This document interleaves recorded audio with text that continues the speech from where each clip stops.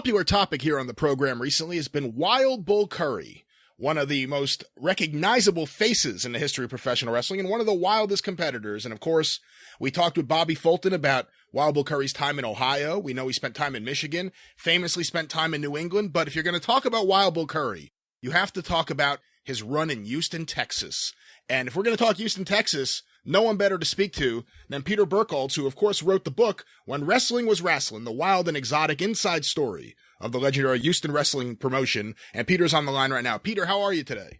I'm doing fine, Brian. One of the things your book points out, and I don't think it's something that people really talk about much, but everyone thinks Houston, they think Paul Bosh. You know, they think Morris Siegel, and then they think Paul Bosh.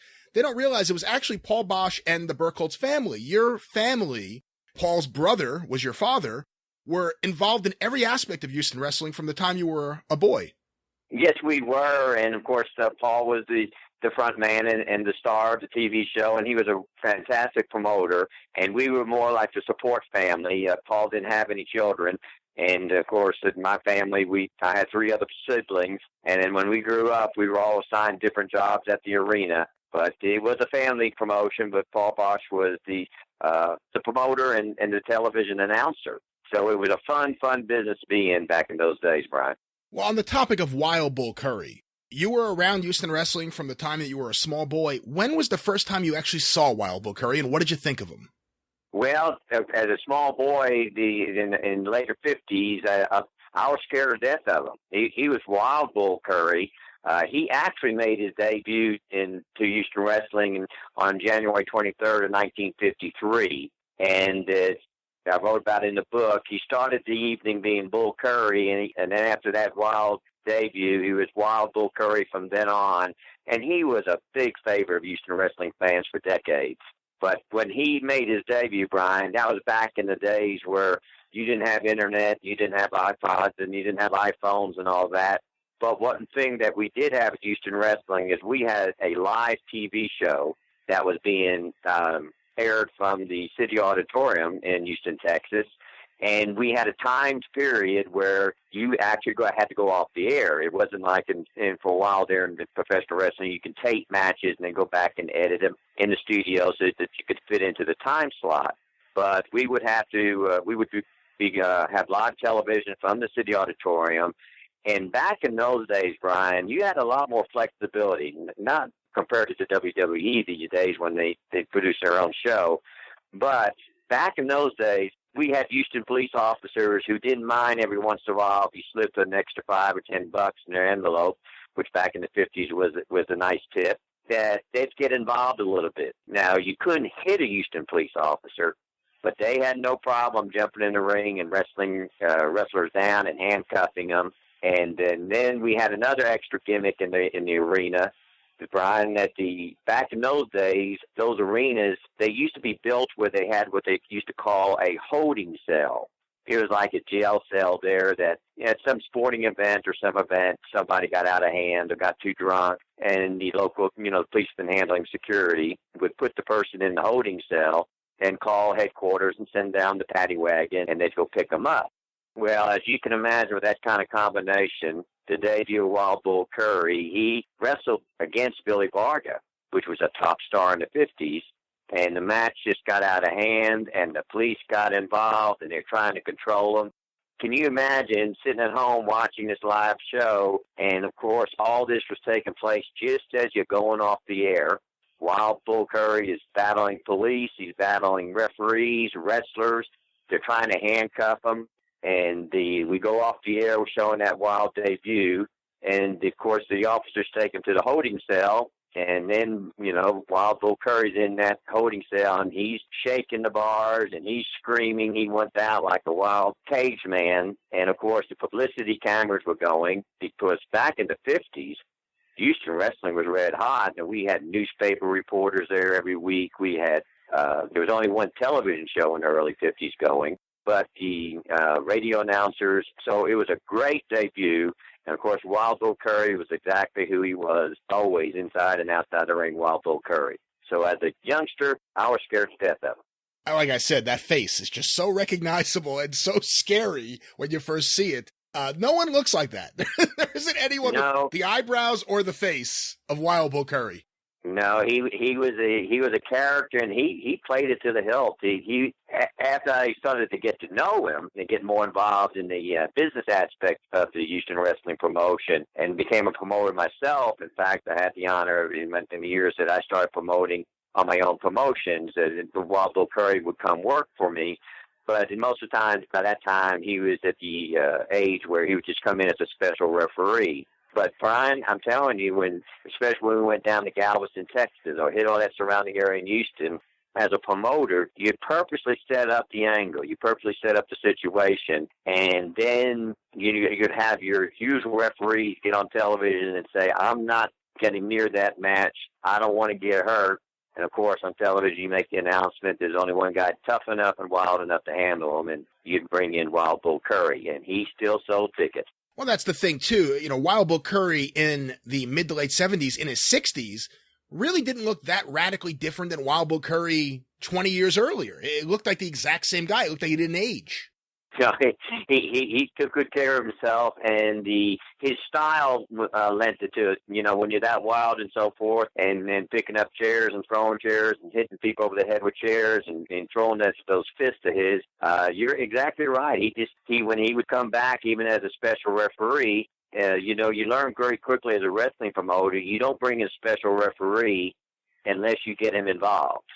People come by and they buy tickets to see Wild Bill Curry. Well, you didn't want them to sit in the chairs and just see Wild Bill Curry be a referee. So before the evening was out, you would usually saw someone get hit over the head with a chair, or one of his wild stomach punches that Wild Bill Curry had. One of the unfortunate things, and I've discussed this previously here on the program, is that there isn't more footage of Wild Bill Curry. There are plenty of pictures out there, but actual footage is hard to come across. And we started speaking about him here on the show when NWA Classics, the on-demand site, released a match from 1969. So he's not a young man there either, of Wild Bill Curry versus Johnny Valentine. Just these two major presences. I remember that match. Yes, and in fact, when it was over, Paul and I decided that was a match that we wanted to save. At the time, Brian, the television tape that we used to broadcast the matches, that next week used to tape over the matches and use the same tape to save money. And then because back then in the 60s, those 1 hour, 1 inch or 2 inch tapes, whatever the year it was that we're using in the 60s, they were very expensive. But then it got to where they wanted it expensive, and I was able to convince my uncle to say, you know what, we need to be holding on to this library because it's worth buying a new tape each week. And basically really didn't get to convince him to do to save our TV shows, which he and I started buying the tapes in the late 70s when I went to work for Houston Wrestling full-time after I received my MBA from Sam Houston State University. And I sat down with Paul and I said, this is something that we just need to do to try to preserve some of the history of professional wrestling. And I'm glad you did. And like I said, I wish there was more. I wish there was video of Wild Bill Curry riding a donkey around the ring in embarrassment. I mean, that's the kind of thing I would pay anything to see. And of course, Houston was known for spectacular gimmicks and stipulations, similar to having to ride a donkey around the ring if you lose the match. Yes.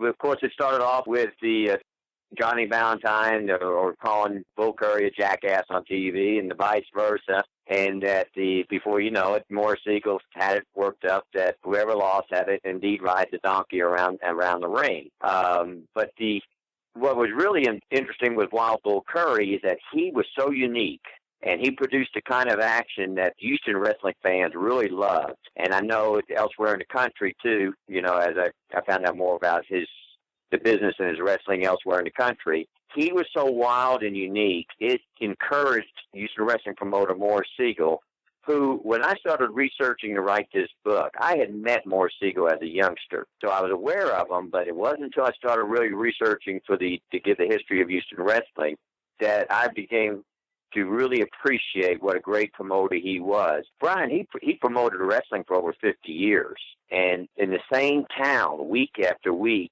And to have that kind of success, you had to be a great promoter. You had to give wrestling fans what they came to see. And when he saw Wild Bill Curry's unique style and the way he got over with the fans in Houston, we had another real rugged grappler, Irish Danny McShane, who was the big heel in Houston, but the fans respected his toughness.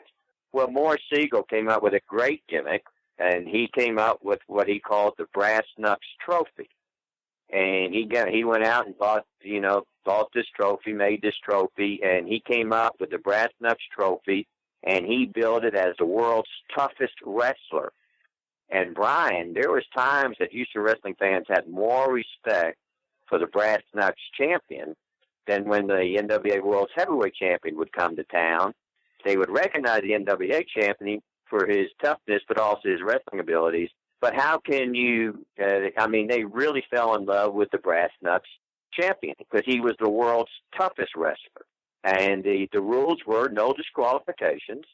The referee couldn't stop the bout for any reason whatsoever unless the wrestler gave up. And it was the wildest matches you ever did see. It also was a great way to mix it up, the Brass Knucks Trophy promotions in between World Championship matches and other Texas State Championship matches. So when you run weekly, Brian, you had to really keep leapfrogging. I mean, you may have the Brass Knucks Championship Friday night. Next Friday night, the World Champions coming in. The next Friday night after that, the Texas Championship match. By that time, you have it all lined up, ready for someone to battle for the Brass Knucks Trophy again. So a great promotional gimmick by Morris Siegel. He had two naturals in Wild Bull Curry and Irish Danny McShane, and it was classic Houston wrestling watching Brass Knucks Championship matches. Wild Bull Curry comes into Houston, and he's this wild and crazy heel, and eventually the fans take to him. And eventually he becomes wildly popular. The Johnny Valentine match, one of the striking things, is after the third fall, which is a non-finish. The fans rush the ring and pounding on the ring in excitement for Wild Bull Curry. He was a big favorite. They loved him. And, of course, Johnny Valentine at the time was a big heel, and he seemed to be unstoppable. No one could stop Johnny Valentine. And then the big promotion was that Houston wrestling fans were starting to scream, "Bring down Wild Bull Curry." So it, of course, being the promoter, we worked on it for weeks. At the programs, on television, fans were screaming, "Bring Wild Bull Curry." And the fact that he came down, it was a touching moment, especially when he came in the ring, because he hadn't been there for a few years. But when he stepped in the ring, it was as if he had never left. And the Houston wrestling fans were ready. And, of course, Johnny Valentine was one of the great workers of all time. And so they had a great match. Of course, Bull Curry has this over 25-year run in Houston, and it begins with Morris Siegel as the promoter and your uncle working with him, and Morris Siegel passes away at the beginning of 1967, so then your uncle is the promoter that Wild Bull Curry's dealing with. What was their relationship like? What was the relationship between Paul Bosh and Wild Bull Curry? They had a great relationship. They really respected each other, and, of course, Bull Curry, when he worked for Morris Siegel, my uncle was involved, even though he wasn't the promoter yet. My uncle was the front man. He was the TV announcer. The first week we had television in Houston in 1949, there was two shows that were on the air that first week. One was the Milton Berle Show, and the second was Houston Wrestling with Paul Bosh. And the Houston Wrestling with Paul Bosh stayed on the air every week for 39 years. And that's quite a record, and the continuity there to keep the promotion and television and to keep those kind of ratings week after week to stay on top. And there was most of that time, we were the most watched television show during our time slot on Saturday nights. Now, this was before you had internet and cable where you had a choice of 100, 200 channels. There was, 3 local network channels, and then we branched out into 2 UHF channels.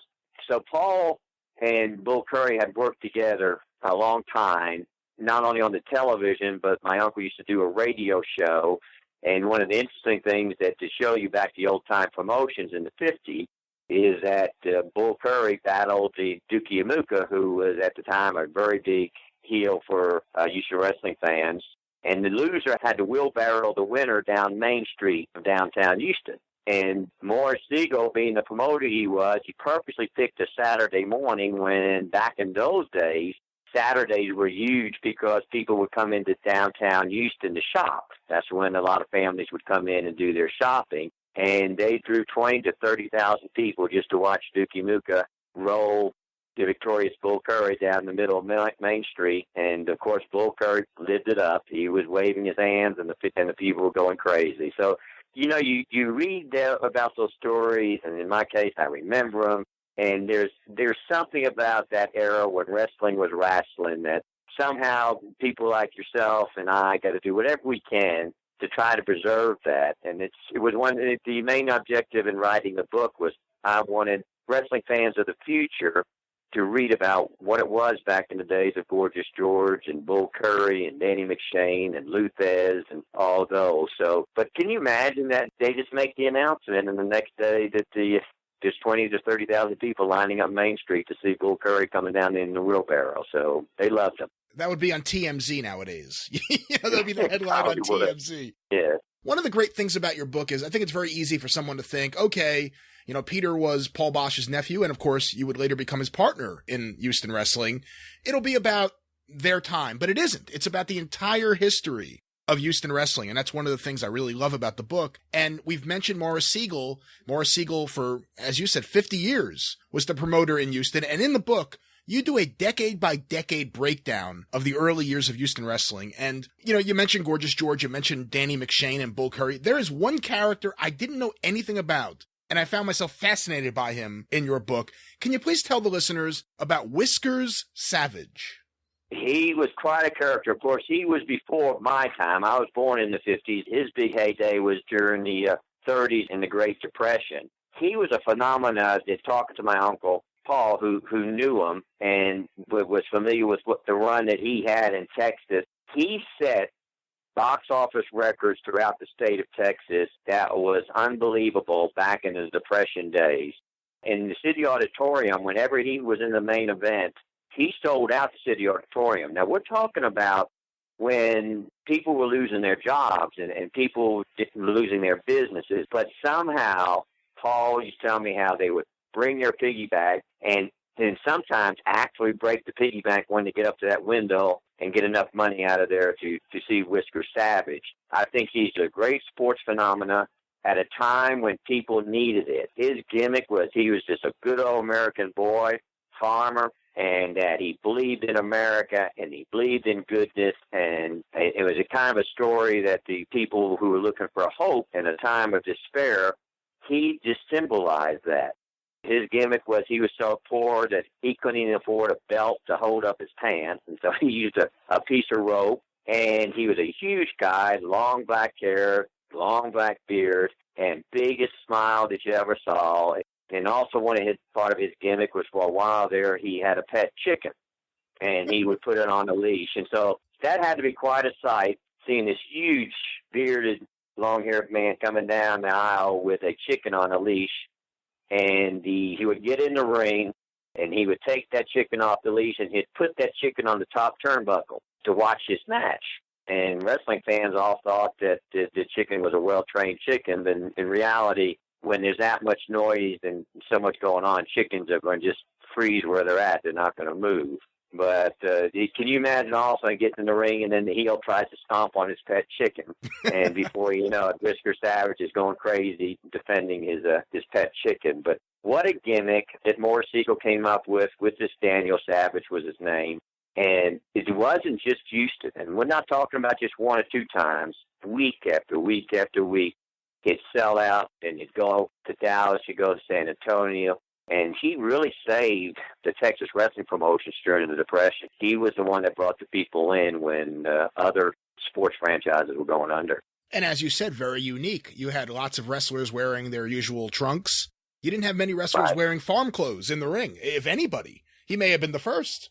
Yeah, he may have been one of the first. And, of course, in the Midwest, when you had the Haystack Calhoun and all the others, they came along. But Whiskers Savage, he still holds attendance records in some of the towns in Texas, and as Paul used to tell me that you really couldn't explain it. He said he just had this magic, this charisma at a time when people were, back in the Great Depression, we didn't have the welfare system and the support systems that we have now for people who need a little assistance in the economy. These were people that were actually, they were on their own, and it was scary. But every Friday night, of course, they came to watch Whiskers Savage, good versus evil, which is the universal formula for professional wrestling. And somehow, some way, Whiskers Savage, good won over evil. And so when they left the arena that night, they left with the fact that you do the right thing, say your prayers, and good's going to win over evil.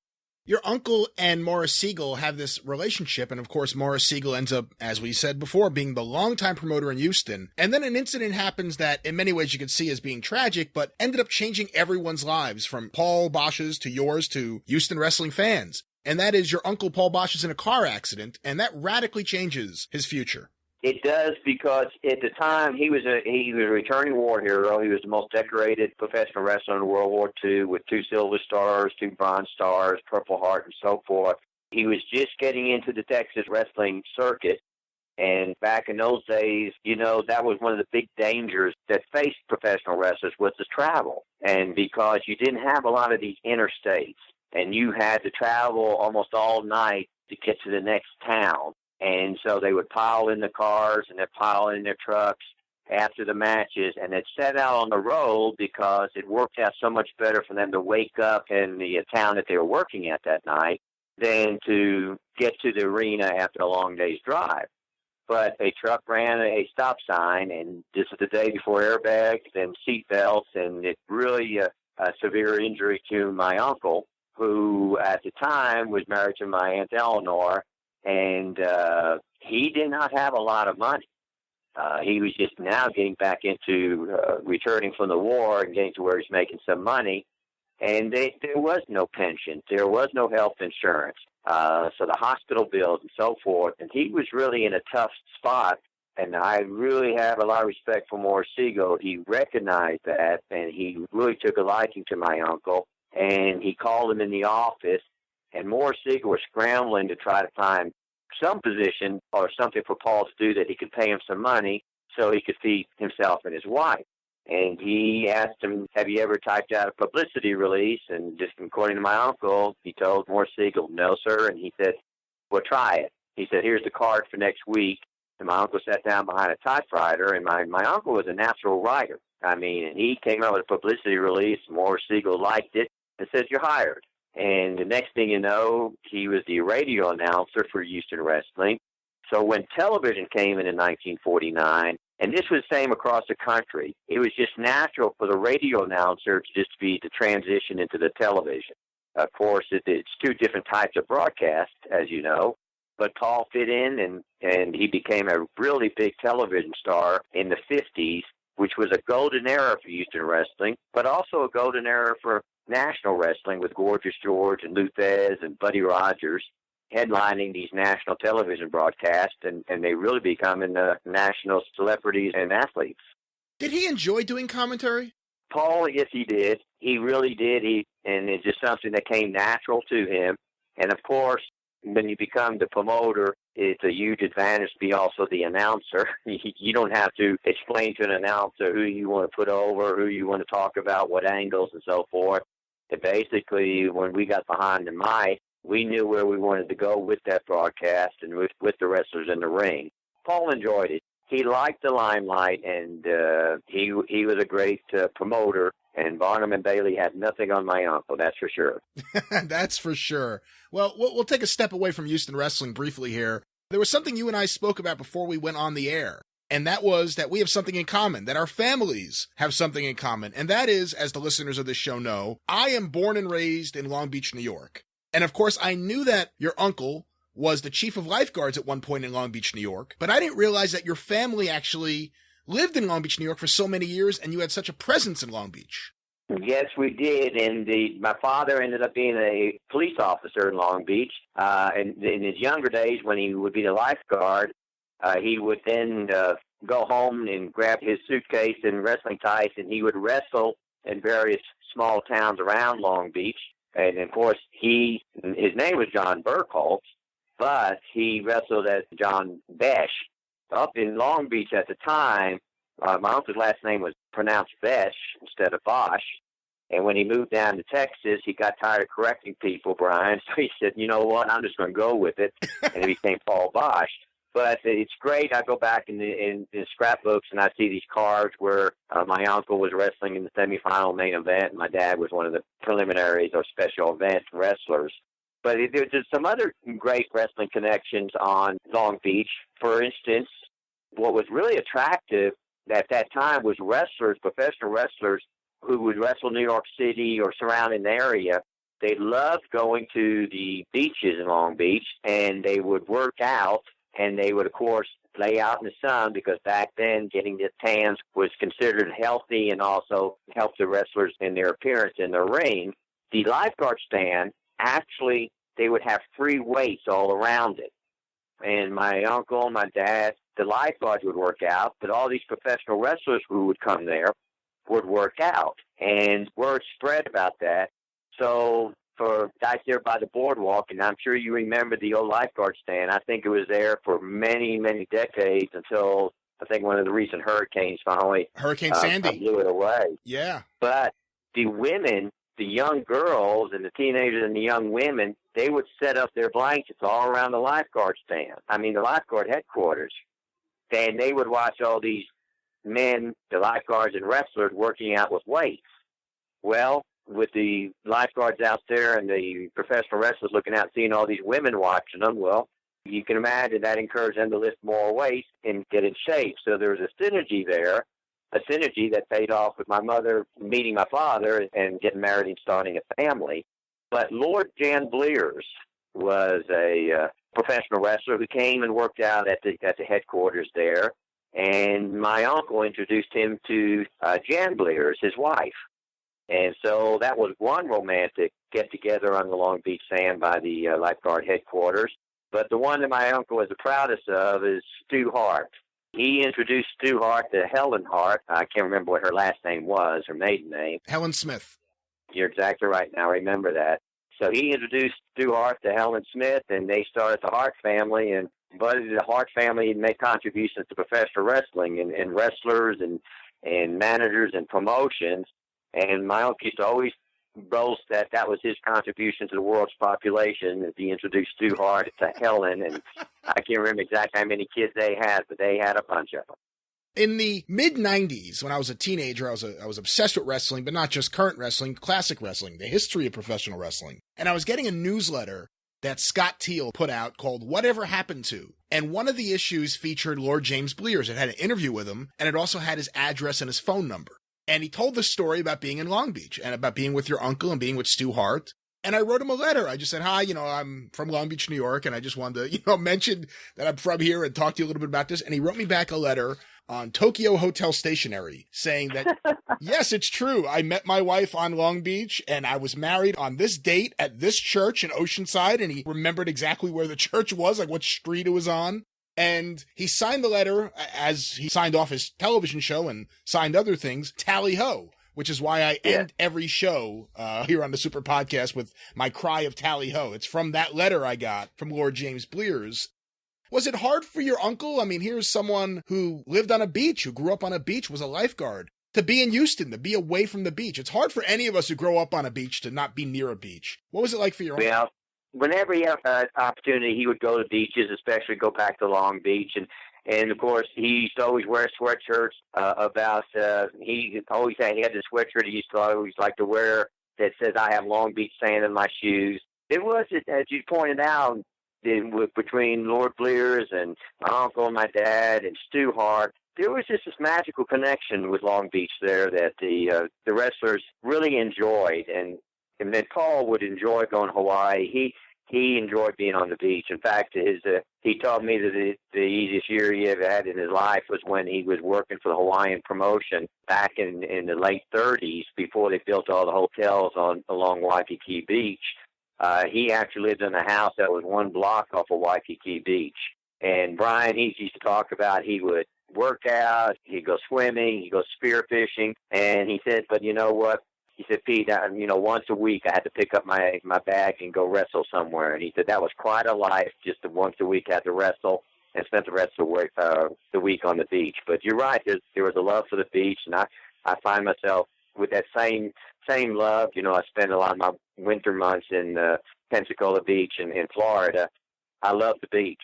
And it's really have you ever been to Pensacola Beach? It's so similar to Long Beach. You take this bridge and you go from the mainland onto the island, And the streets and the stores and the restaurants, Brian, they remind me of Long Beach.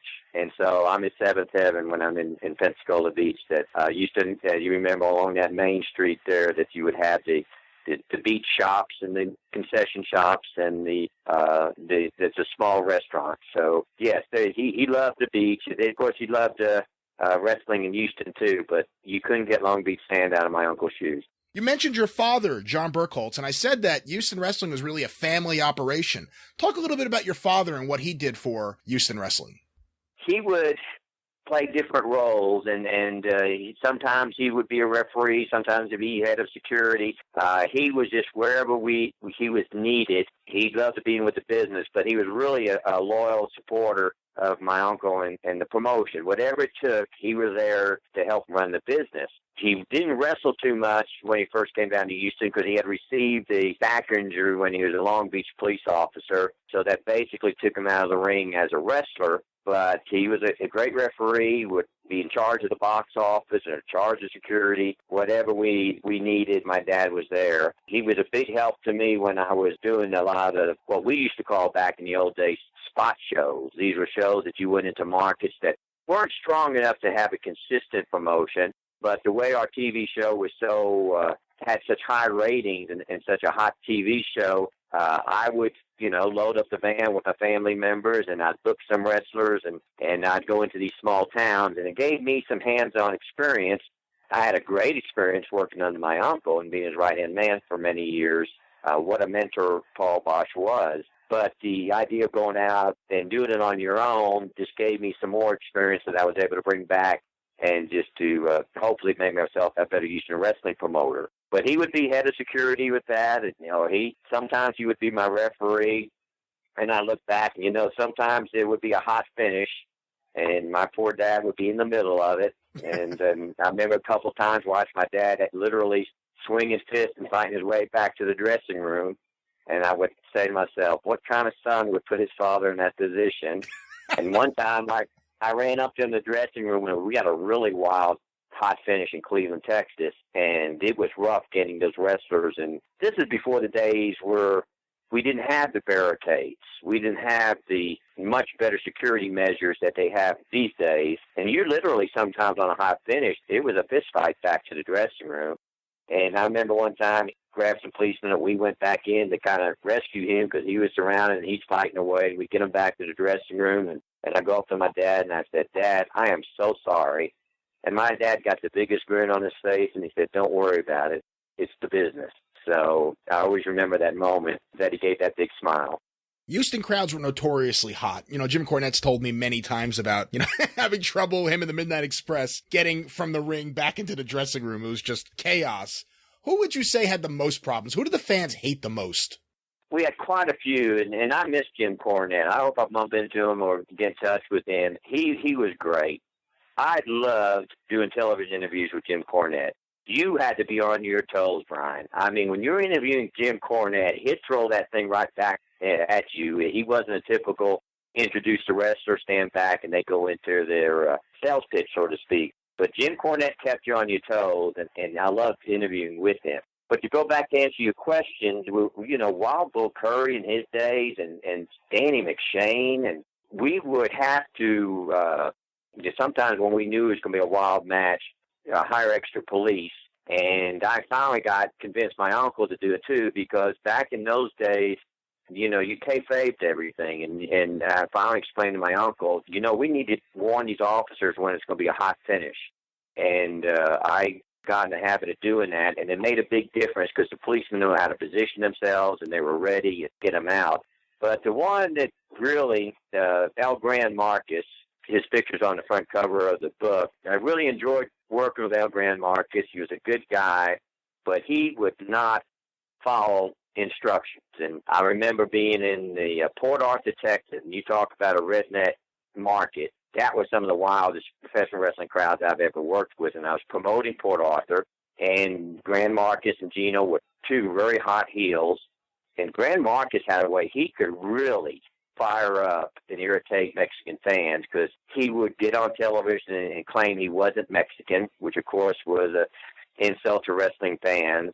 And there was something about his mannerisms, and he would just turn to the crowd. If he just gave that gesture with his hands, just that little gesture, come on, they came. They would come over, and they came with chairs and so forth. And so I'm in the dressing room with El Gran Marquez, and I go up. I said, Senor, no heat tonight. No heat. And he tells me, no problem, senor. No problem, boss. No problem. And I kept telling him, I'm serious. No heat in this building. It's too dangerous. No problem. No problem. We get in the ring. Of course, back then, if anything happened in the crowd, the first thing you wanted to do was get in the ring. Because, number one, it's easier to defend yourself if you're up in the ring and they have to come at you. Number two, all the lawsuits back then was, how would a wrestling fan explain that he was in the middle of the wrestling ring and he wants to sue a wrestler because he got beat up? So we're getting him in the ring, and then we're going down the aisle. The fans they're raising hell, and I'm whispering to Gran Marcus, no heat, no heat. He starts getting in the ring, and the referee that night was Nick Kozak. And so I turn around as he's getting in the ring, and all of a sudden I hear Nick Kozak go, oh, damn. And Gran Marcus gave the gesture, and these people came. They started coming with chairs, and they were taking off their belts with the buckles. And I'm telling you, it was about 20 to 30 of them coming at us. And I had a discussion with Carol Albritton, who was the arena manager at the Port Arthur Civic Center at the time, and he had to hire what they call security officers, not police officers, security officers, unarmed. And it was part of the contract when I signed the lease that I would agree to use them. And I told him, I said, I really want police officers there. And he said, no, we have a contract with the security company. Well, when these people came, Brian, I turned around, and the security officers literally were running out of the building. And I'm thinking, oh, my Lord. And I'm swinging away, and Nick Kozak swinging away, and Gran Marcus, and Gorgeous Gino, and we're just, as they're coming at us, we're just battling them off. And then all of a sudden, in the corner of my eye, I catch this guy running down with a gun. And I said, okay, this is it. But the guy jumped in front of me with the gun, pointed at the riot, and flashed his badge. He was an off-duty Port Arthur police officer who was up in the stands watching the matches with his son. And I don't even want to think what could have happened that night if he wasn't there and if he didn't have that gun to quiet down the riot. And I took that individual and I took him straight to the arena manager, and I said, he is now in charge of my security. Because I asked the guy, I said, do you like wrestling matches? He said, well, I like bringing my son. I said, do you want to be head of my security? And he said, sure. So I tell you, that was one of the scariest moments because you just don't know. You don't know what's going to happen when a riot starts to spread and you don't have any police officers there. So he really was a game changer for us. Wow. You don't hear about heat like that anymore. No, I think the wrestlers have gotten smarter about it, and I watch the security measures. And, of course, my later years in wrestling and promoting in the late 80s, we started taking a lot of those measures. But nowadays, I'm sure they take it even to the next level. And you really need to with today. It's not only the type of people you're dealing with, it's the lawsuits. These poor wrestlers back in the heyday, they couldn't win for losing. I mean, if someone came at them and they ended up putting that guy in the hospital or whatever, next thing they know, they're being contacted with a lawsuit. And so I think Vince is one of the ones that did the best in enhancing the security. And I really think that's for the safety of the fans and wrestlers. So I tip my hat to him on that. Yes, unlike Bill Watts, who encouraged his wrestlers to beat up the fans and drag them out and throw them into the Louisiana night. It's a big difference. No, it was quite an experience in the 80s to be partners with Bill Watts for several years, then the actual be partners with Vince McMahon for a few months before it made more sense for him to buy Paul and I out. That the styles are different, and my favorite Bill Watts story was we had just hooked up with Bill Watts. He just bought into the Houston Wrestling promotion, and he was, of course, he had his own booking office, Mid-South Wrestling. And the first night, we booked this the Friday night, and that Friday morning, I get a call from Bill Watts, and he's giving me, Ted DiBiase was going to be in our main event.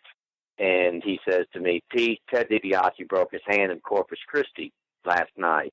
And I said, oh, Bill, I said, the first night we worked together and we have a main event substitution, which back then, that was not good for promotion. It really would hurt a promotion and hurt the credibility of the promotion. And Bill Watts just shouted over the phone without hesitating. He says, "What the hell do you mean?" I said, "He broke his hand, not his neck. He will be in the ring." And poor Ted DiBiase had taped up his broken hand, and he got in the ring that night. So that was my first inkling that working with Bill Watts was going to be quite a experience. You bring up how a no-show hurts a card, hurts a promotion. And I want to talk to you a little bit about that. And it kind of touches the relationships that the Houston Wrestling Office had with other booking offices as well as the National Wrestling Alliance. And I guess the first thing I should ask you about is this famous story that everyone's heard now about Dory Funk Jr. being scheduled to drop the title to Jack Briscoe in Houston. And then there's this injury. I guess everyone now takes the Funks at their word that there was a legitimate accident and an injury. The severity of it is questionable. And then you end up not getting the Briscoe-Dory Funk Jr. match. Harley Race wins the title in Kansas City. And then you get Jack Briscoe defeating Harley Race for the NWA Championship with Sam Mushnick in attendance. But that would have been a big moment, having the Dory Funk Jr. Jack Briscoe title change. A moment, by the way, that I don't think Jack Briscoe ever got over not having that title change from Dory Funk Jr. But at the time, what was your uncle thinking? Was he upset? And did he believe Dory Funk Jr.? And actually Dory Funk Sr. was the one, I guess, telling everyone that his son was too injured to wrestle. Did he believe that was the case? Well, it's hard to say, because I remember at the time there was this thing that the Funks did have a tremendous amount of credibility with promoters and so forth. So the inkling was, they wouldn't lie to us about this.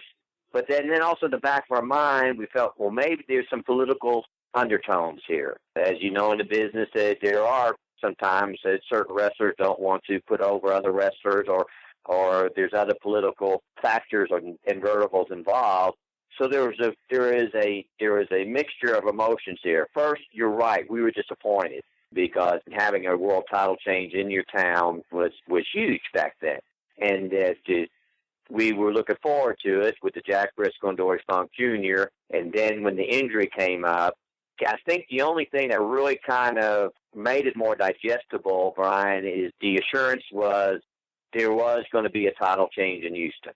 Okay, so it wasn't one of these things like the world title change that you thought was going to take place is just not ever going to take place. It was going to take place, and so to play the political chess game, you swallowed hard and you went with it, and with the understanding that the NWA was going to have a title change in your town. And then, as you know, it turned out as being that Jack Briscoe over Harley Race, and then which was great, a great match, and had a lot of respect for Jack Briscoe. What a talent he was, and when he came there to Houston and started getting over as a big star, very businesslike, very cordial, and getting along, and we enjoyed working with him and having him work for us. But the initial disappointment, as you pointed out, was it would have been a lot nice to have Briscoe over Dory Funk Jr., but for some reason, and now even to this day, and as I'm talking to you now, I can't say with 100% certainty that it was legit injury completely. I do believe there was an accident. I do believe there was an injury, and as you pointed out, how severe it was, I do not know, but somehow, some way, the political behind the scenes was worked out, and Harley Race came and, like a true gentleman, dropped the belt to Jack Briscoe in Houston. Well, then a few years later, there's another couple of incidents that happen which lead to Houston leaving the NWA, and Morris Siegel had been a part of the NWA since the beginning. Houston was an NWA city. And then there are these two no-shows with Harley Race, one where he says that he thought it was an evening show when it was an afternoon show, and the other one where he just doesn't show up. What was going on in the Houston office at the time for both of those incidents? Was it something where you thought someone was behind the scenes trying to screw you guys, or did you just think that these were legitimate no-shows? Well, we'll take the one where Harley Race showed up late at the summit. You're talking the 80s, and you're talking about the winds of change were blowing. As you know, all wrestlers were jumping ship, promoters were jumping ship. For many years, in all my career in wrestling, your word was your bond. I mean, we would talk on the phone, and we would have things like Andre the Giant come up to me and say, "Pete, I'll be here at the beginning of January." And this could be April or March of the previous year, and he says, "I'll be coming through Texas that first week in January. do you want me? And, of course, I'd say, yes, I want you. And we would just walk over to one of these plain old calendar books that you can buy at a Walmart, and I'd write down Andre the Giant on that Friday, he told me, and he would pull out his book and write down Houston. And that was it. I wouldn't see Andre the Giant for 9, 10, 11 months, and I would get in front of 500,000 viewers and have no problem in announcing ticket sales, and Andre the Giant was going to be there. There was a code of honor there.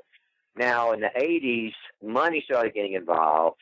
Wrestlers started, it was almost like, feel like they had to protect themselves because everybody's trying to position themselves to be grabbed by Vince McMahon and those big contracts.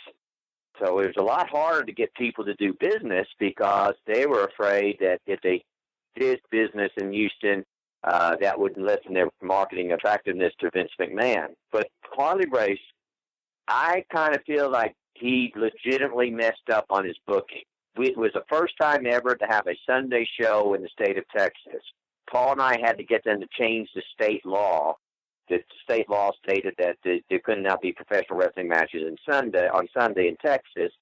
One of the reasons we changed it, Brian, was the fact that we had a great Saturday night slot and a great, even better Sunday morning TV slot, and we felt very comfortable that if we had a big match that afternoon, to be able to broadcast on TV that morning, the ticket office is open right now. Come on down and get your tickets. Come on down to the arena. And we were able to use that combination and make a lot of money.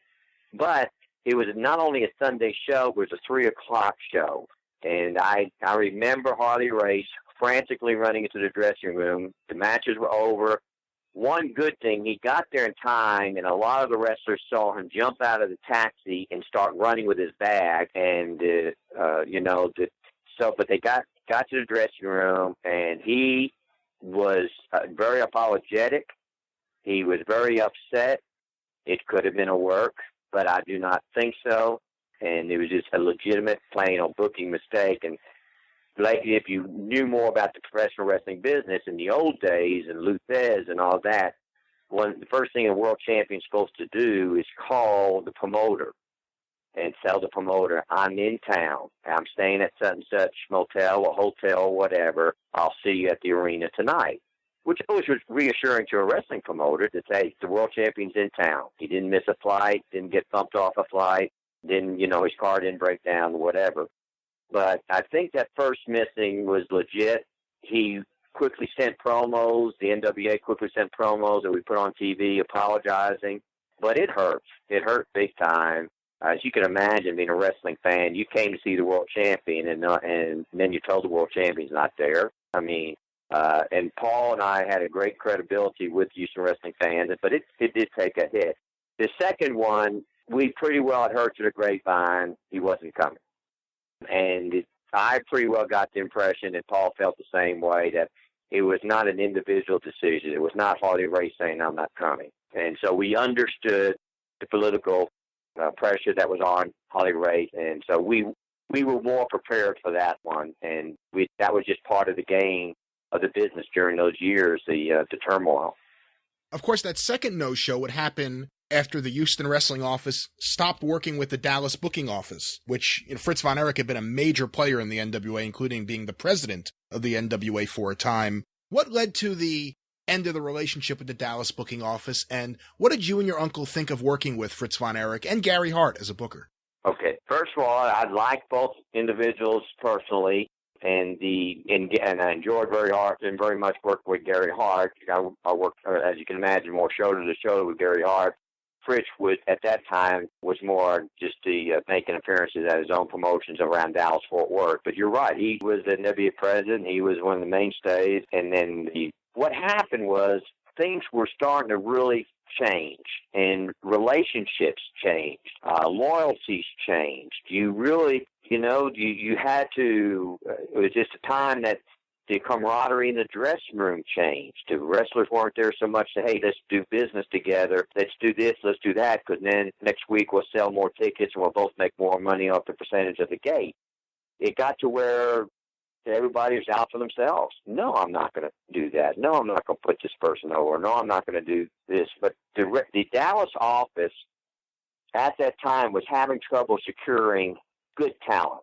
Well, and let me put drawing talent. The kind of talent that would draw money in Houston, Texas. Now, the Von Erich boys, I like them personally. They were great talents, and they drew money in Dallas and Fort Worth.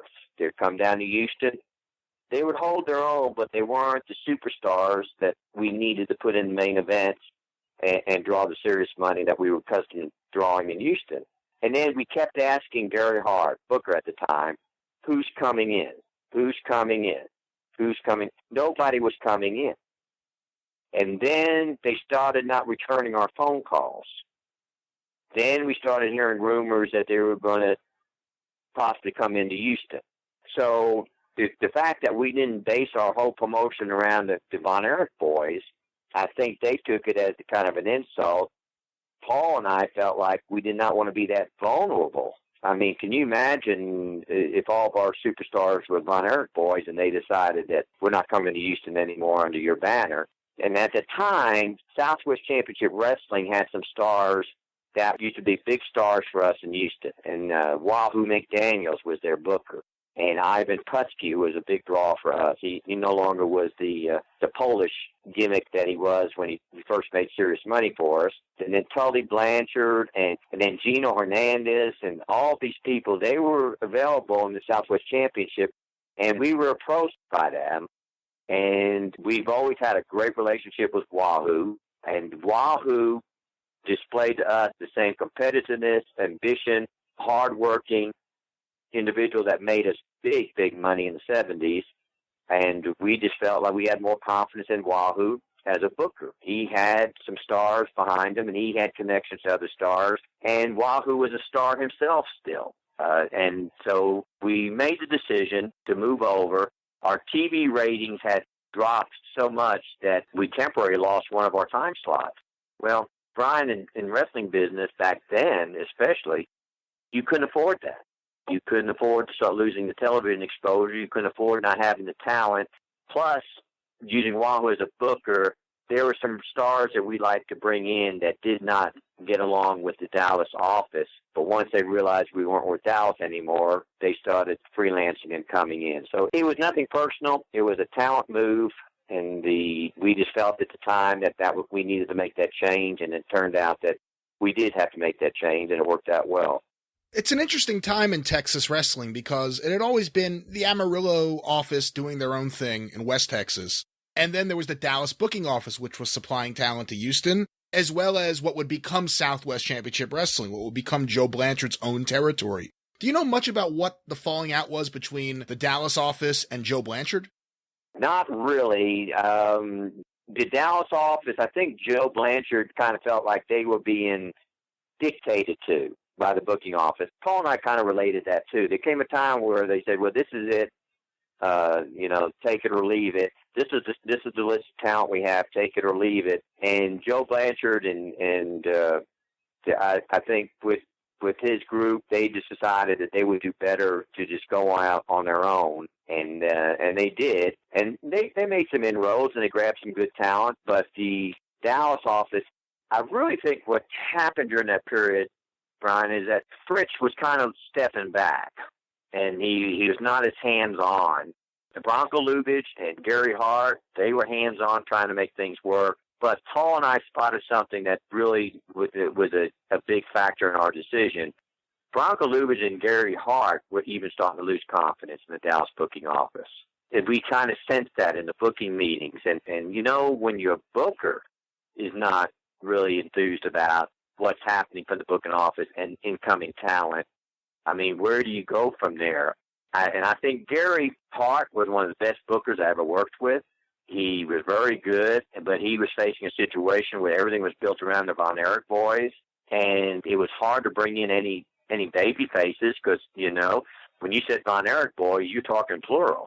So you weren't talking about, hey, come on down to Dallas territory and we'll make some money. You're a great baby face. The response you would hear is, you got the Von Erich boys. And then, of course, heels had a hard time coming in because the Von Erich boys were built up as Superman, and these heels would come in, and I think sometimes they felt that they weren't able to have the flexibility to get serious heat. They had to keep putting the Von Erichs over. But looking back at it, it was just a time of change of the 80s. And then, as you said, for several years, you guys work with Joe Blanchard. You use Wahoo McDaniel as a booker.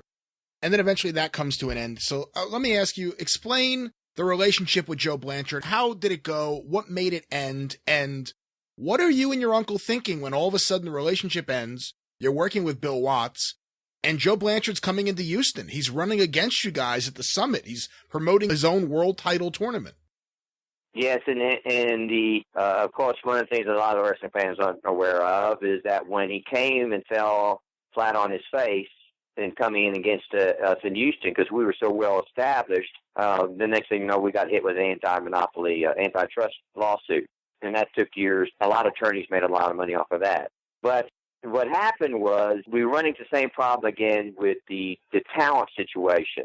We always had a great ability to sign what I usually refer to freelance talent, the Dusty Rhodes. You know, no matter where Dusty Rhodes was working in the country, his mother lived in Houston.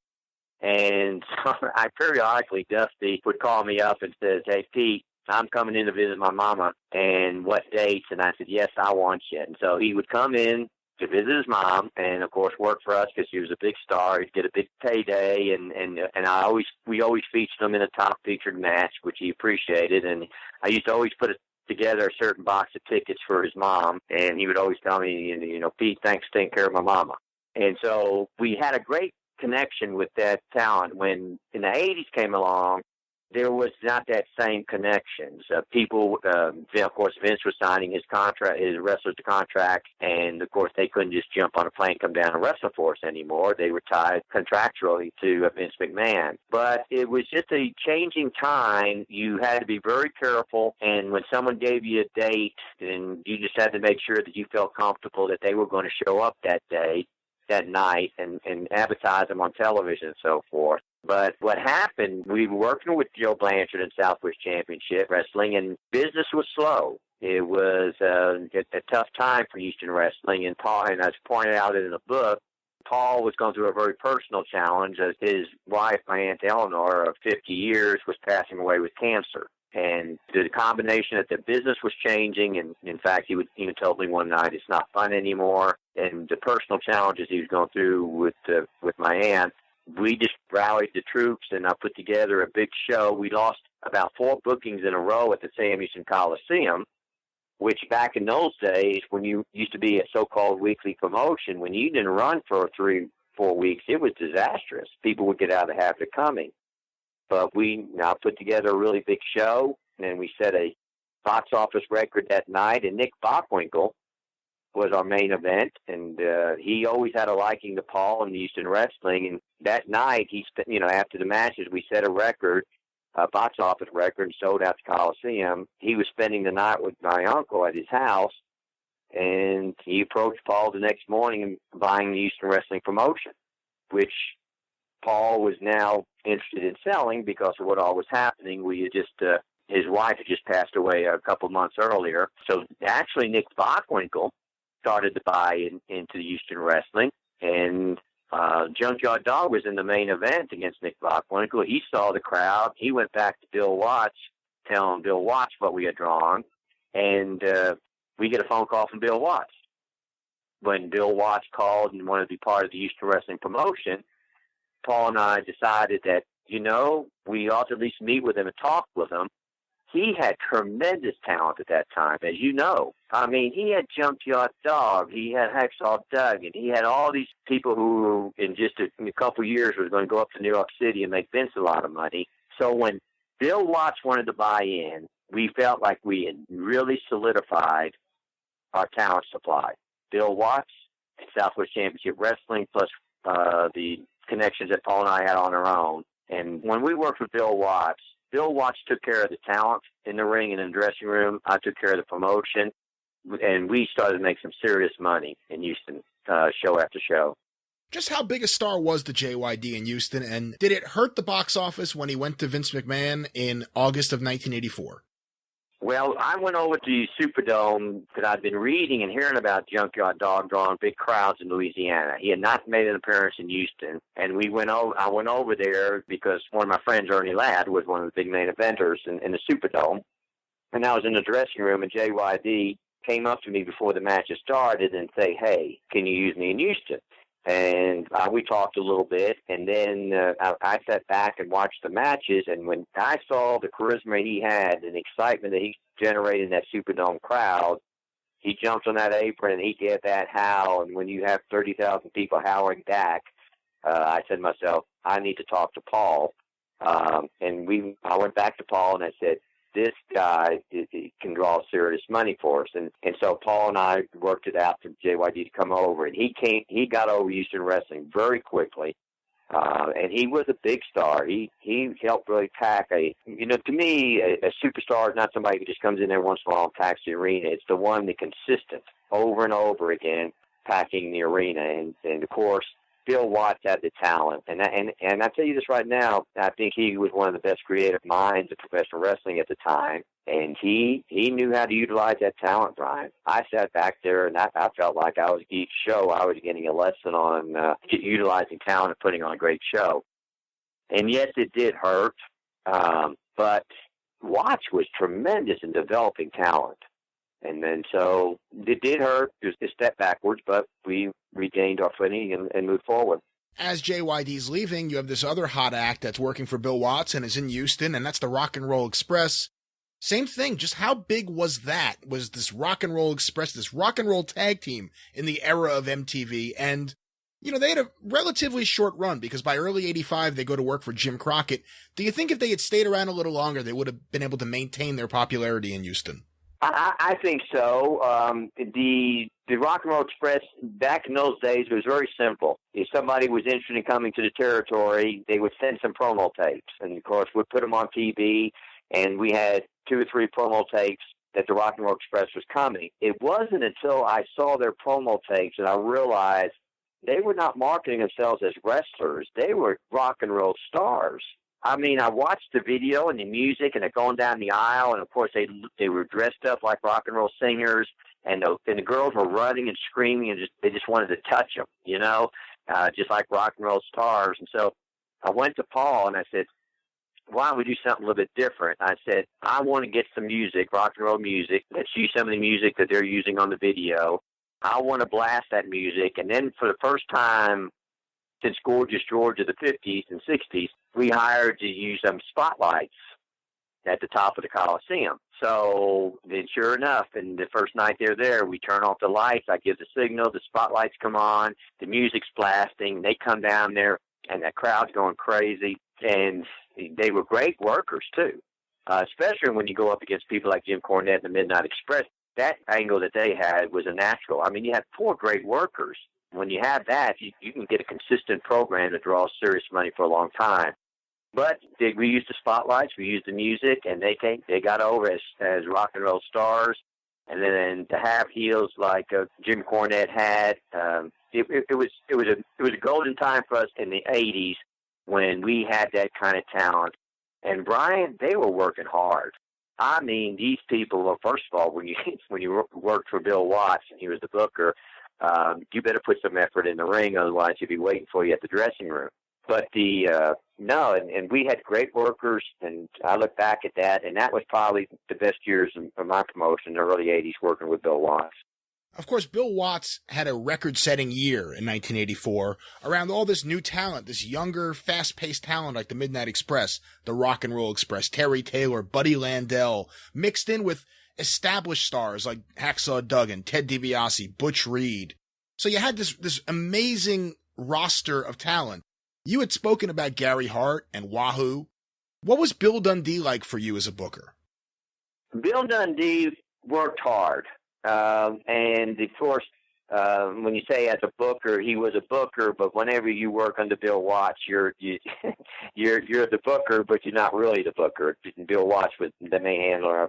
But I thought he was a good booker. He took care of business. He crossed the T's, dotted the I's. He made sure that the dressing rooms worked, and he made sure that the matches worked. And but he was with Bill Watts. The more I look back at it, and you're exactly right, the talent that he was developing.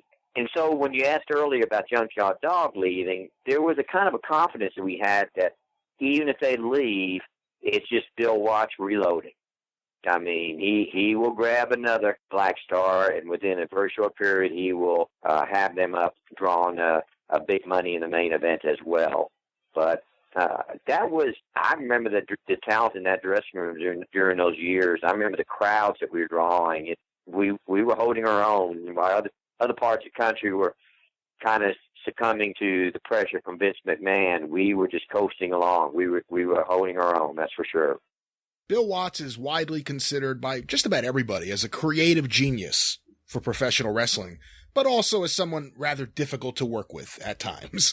What led to the end of the relationship between the Houston wrestling office and Bill Watts, who had owned a piece of the Houston office with you up until that point, and what led you to working with Vince McMahon? It, again, was a time where all of a sudden things started to change. Bill Watts, he came in on board with the understanding that Southwest Championship Wrestling was still going to be our booker, the booking office, and they were going to get their booking fee. Everybody knew it wasn't long until during the transition where it was going to make more sense that Mid-South Wrestling would be the booker and get the booking fee. Because it was providing more talent and the creative input, and then Bill Watts being an owner and so forth. So when he took over, we had a great run. But then Bill Watts started to, I think he was really encouraged by Jim Ross, who is a tremendous survivor. I look at Jim Ross's career and how he had to go from one place to another and survive. They went and they formed the Universal Wrestling Federation, UWF. And it was kind of shoved down Paul and I's throats that was going to be UWF now. But we kind of understood that the NWA was stumbling. Vince McMahon was making his move, and we felt like maybe we could establish the UWF. Then he came and started changing the arrangement. Once he felt like he had the total control of the talent near the end there, and he was making his move into other markets, he started to change what the structure of the compensation and the revenues was going to do, to where I knew the numbers well enough that when he started making those changes, Paul and I knew that we were being squeezed out money-wise.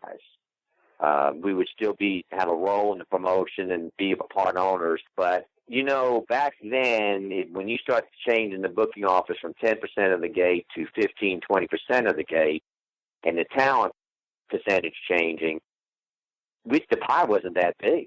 The pie wasn't big enough to allow these sections to get larger. So we had heard rumors that he was talking to Jim Crockett about hooking up with Jim Crockett. Jim Crockett had already tried to promote against us in Houston, and it was all business. It was nothing personal.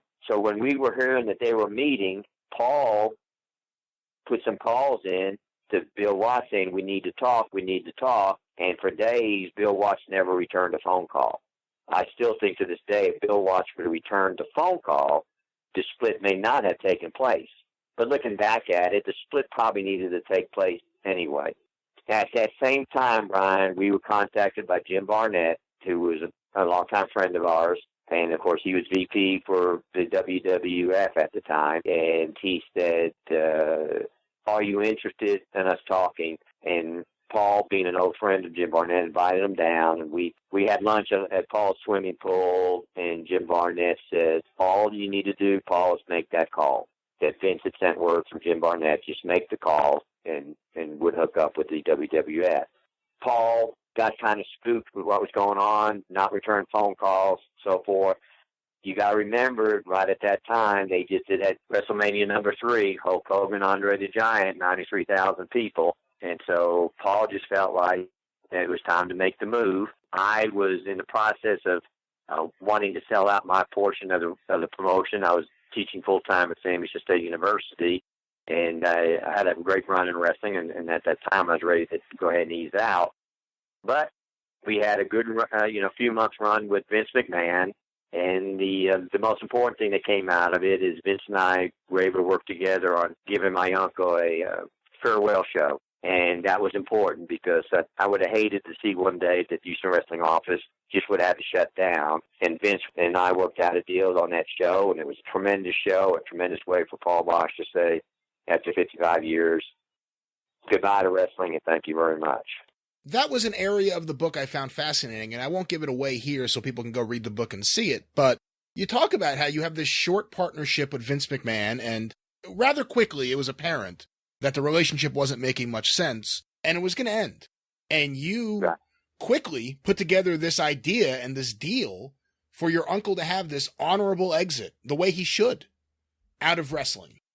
And I thank Vince for that. And, when I got the word when I was out in Vegas that Vince McMahon was cutting the ties and basically knew what the result was, we literally would have to shut the doors.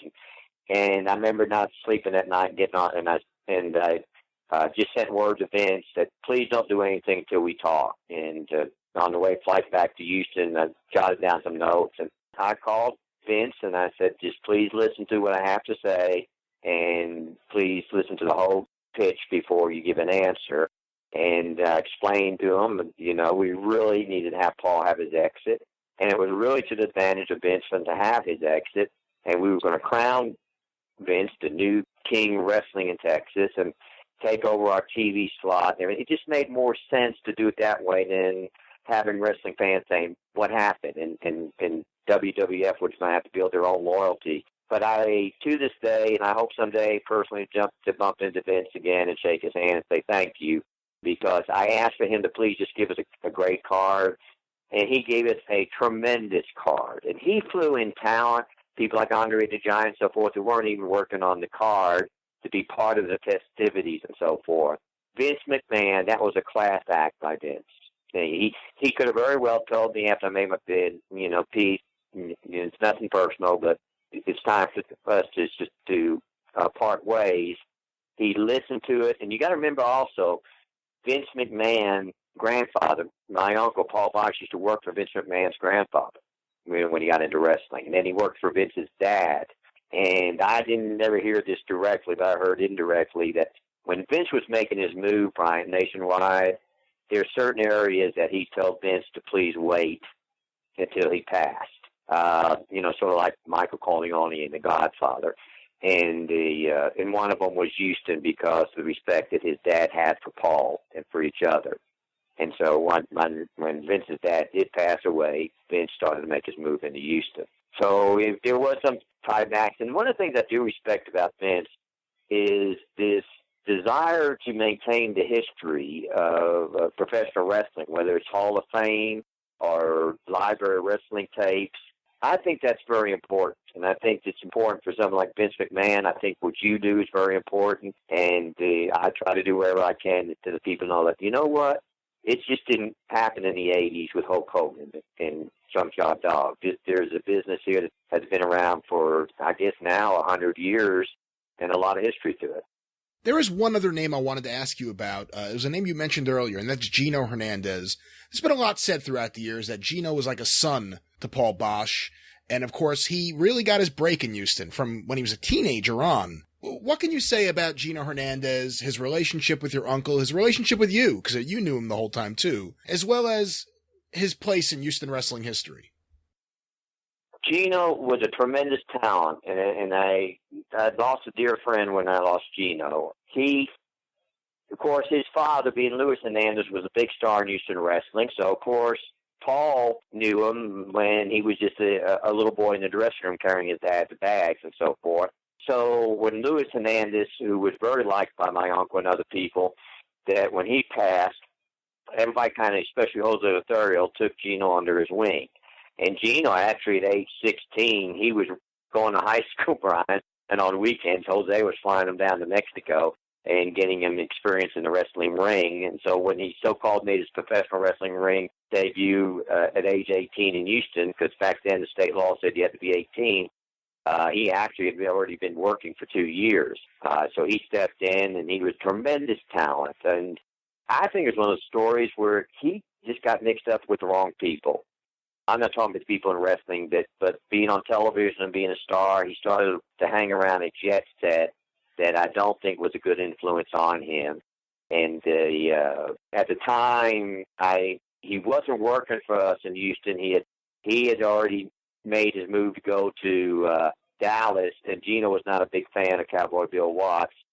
So he went with the Von Erichs in Dallas, and it was during that time that, my understanding, he went into kind of a depression and took his life.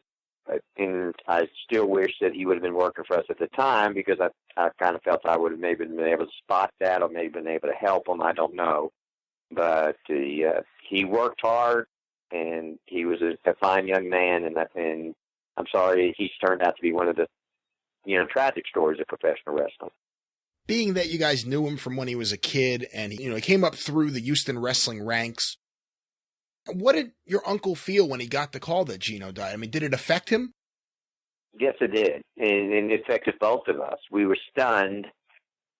I was shocked. I couldn't believe it, and it just didn't really sink in. And then when Paul and I decided we were going to do a tribute to him at the studio, and the classic Ringing the Bell 10 Times, that Paul lost it, and I started to lose it too. The real finality of it. This wasn't a work. This is real life. And you get involved in the business, and sometimes you lose track of the fact that, the business is a work. There's a real life out there. And this is one of the times it crossed over, and it was too late. We couldn't talk to him. We couldn't say, Gino, what's going on? And I remember when he was a young star for us, and we used to double date. I mean, with his wife and my wife. And we did a lot together. And he helped me a lot in my early promoting days on the, as I mentioned before, spot shows, because he always made himself available. We enjoyed working together, and he always gave 110%. I mean, at Galveston Moody Civic Center one night, he had 103 temperature. He was battling the flu, and he was in my main event, and he was sick, really sick. And he was thrown up in the dressing room, and I said, Gino, you don't have to go out there. And he said, no, I'm not going to hurt you down. And he went out there, had a hell of a match, came back to the dressing room and collapsed. We didn't have to rush him to the hospital, but he just literally gave everything he had in the ring before he came back to the dressing room. So, good guy. I consider him a real friend, and I'm still sorry I lost that friend. So after the Paul Bosh retirement show, you're out of wrestling, and then you have a brief period where you work for Jim Crockett Jr., and then once again you leave the wrestling business. It's been a long time now. What have you been up to, and do you miss wrestling? I do miss it. I think I've been to 3 live wrestling matches since 1988 when I promoted my last match in Houston with Ric Flair working against Lex Luger, and we had a really good crowd, and it was just the right time for me to get out. Since then, I went back to teaching at Sam Houston State University. When Paul and I sold out to Vince, it was a nice arrangement. But in the 80s, when I was working with Bill Watts and made serious money week after week after week for several years, I knew that I was not going to be in professional wrestling 55 years like my uncle, and I was ready to move on to another career. So I invested. Those investments did well. But when we sold out to Vince in the early 30s, I wasn't ready to retire. Financially, I could, but and then I had the opportunity, Brian, to go back and teach at Sam Houston State University, my alumni, an alumni of, and I got back in the classroom, and I loved teaching. I got there, and before long, I started getting the entrepreneur blood in me again, and started buying commercial property in Huntsville. Even bought a shopping mall. I don't know what I was doing buying a shopping mall. I don't even like to shop. But I found that promoting a shopping mall was the same as promoting Hulk Hogan and Abdullah the Butcher and all the others. And then the commercial properties have done extremely well. I still have ownership in those, but now I spend most of my years up here in Colorado, on the Taylor River. I love it up here, and as I mentioned before, I spend time down at Pensacola Beach because I love the beach. And the wrestling had been very good to me, Brian, very good. And I remember bumping into Ric Flair a few years after I was out of it, and he asked what I was doing, and I told him I made comments that professional wrestling had been extremely good to me. And Ric Flair shook my hand and he said, me too. And this is one of the reasons for the book. When Wrestling Was Wrestling, and it's available on Amazon.com. It's available in Kindle version. I remember being a promoter when back in those days it was just universal. You gave back to the community. You had that synergy. Paul and I would be involved in charities. Paul and I would do this and do that. In return, the community would come buy tickets and support our promotion. there was a synergy there. And I wrote this book, number one, to try to preserve the history of the regional family promotions. That era is not ever coming back. And number two, every cent that has been made off this book has gone to charity. And anybody who's listening to this, if they buy the book, the profit, every single penny of profits will go to charity. It's back to the old days of saying, I'm giving back. I'm giving back to the wrestling community. I'm giving back to society. I really, as I've mentioned before, have a lot of respect for individuals like y'all because, I mean, Nick Bockwinkel and I used to talk about it years ago. I mean, where would wrestling have been if it wasn't for the hardcore wrestling fan? We're not talking about the one that comes when the world champion comes in or so forth. We're talking about the person who would go to the shows, the person who stayed in touch with other wrestling fans in the country. Nick Bockwinkel and I just would always admired wrestling fans like that and say, you know what, God bless them, because without them, there wouldn't be the business. There's times I miss the wrestling, but you know, you have a good run, and I guess it's just like a good work in the ring. There's a time that you say it's time to go home, and I felt like getting back and work with Jim Crockett and Dusty Rhodes in the NWA. I loved it. I really had a good time. It didn't last very long because Jim Crockett was going through the winds of change, and Ted Turner's entertainment was buying him out, and I was given instructions that I was going to have to quit teaching at Sam Houston State and move my family to Atlanta, and I just felt like, you know what, it's time. It's time to go home. And love the business. I still do, and that's why I enjoy talking to people like you and doing things and trying to sell the book and raise money for charity. It's fun to be involved in that role.